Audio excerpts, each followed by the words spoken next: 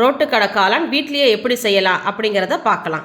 தேவையான அளவு கோஸ் எடுத்துக்கோங்க. 1 கப்பு மைதா மாவு, 1/4 கப்பு அரிசி மாவு, காரத்துக்கு மிளகாத்தூள், இஞ்சி பூண்டு விழுது, தேவையான அளவு உப்பு சேர்த்து முதல்ல இதை நம்ம மிக்ஸ் பண்ணி எடுத்துக்கோங்க.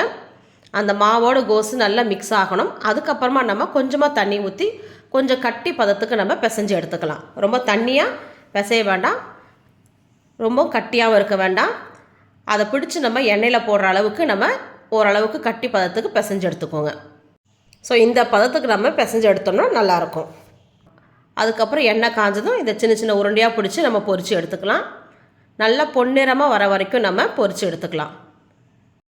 ஈவினிங் டைம் நம்ம குழந்தைங்களுக்கு இதை வீட்டிலே நம்ம செஞ்சு கொடுத்தோம்னா அவங்க இந்த ரோட்டு கடையில் போய் வாங்கி சாப்பிட்ற பழக்கமே இருக்காது. பாருங்கள், நல்லா மொறு மொறுன்னு நமக்கு வறுபட்டுருச்சு. இதை எடுத்து வச்சிடலாம். அதுக்கு அடுத்தது அதே கடாயில் கொஞ்சமாக எண்ணெய் ஊற்றி எண்ணெய் காஞ்சதும் 2 பெரிய வெங்காயத்தை சின்ன சின்னதாக கட் பண்ணி நல்லா வதக்குங்க. நல்லா கோல்டன் ப்ரௌன் கலர் வந்தோன்னா குழம்பு மிளகாத்தூள் 2 ஸ்பூன், கரம் மசாலா, மஞ்சள் தூள், இஞ்சி பூண்டு விழுது சேர்த்து நல்லா மிக்ஸ் பண்ணி விடுங்க. அதுக்கப்புறமா ஒரு 2-3 ஸ்பூன் அளவு சோயா சாஸ், டொமேட்டோ சாஸ் ஊற்றி நல்லா மிக்ஸ் பண்ணி விட்டுடுங்க. அடுத்தது ஒரு 4 ஸ்பூன் நான் கார்ன்ஃப்ளவர் எடுத்து வச்சுருக்கேன். அதை தண்ணியில் நல்லா மிக்ஸ் பண்ணி அதையும் சேர்த்து நல்லா மிக்ஸ் பண்ணி விட்டுடுங்க. அதுக்கு அடுத்தது தேவையான அளவு உப்பு சேர்த்துக்கோங்க. ஏற்கனவே நம்ம கோஸில் உப்பு போட்டிருக்கோம், அதனால் இதுக்கு மட்டும் நம்ம உப்பு சேர்த்து கருவேப்பிலை சேர்த்துக்கோங்க. எக்ஸ்ட்ராவாக தண்ணி ஊற்றுங்க. நம்ம கார்ன்ஃப்ளவர் போட்டதால நல்லா கொதித்து வரும்போது நல்லா குழ நமக்கு வரும். நம்ம பொரித்து வச்சுருக்க அந்த கோஸ் அதில் போட்டு நல்லா மிக்ஸ் பண்ணி விடுங்க.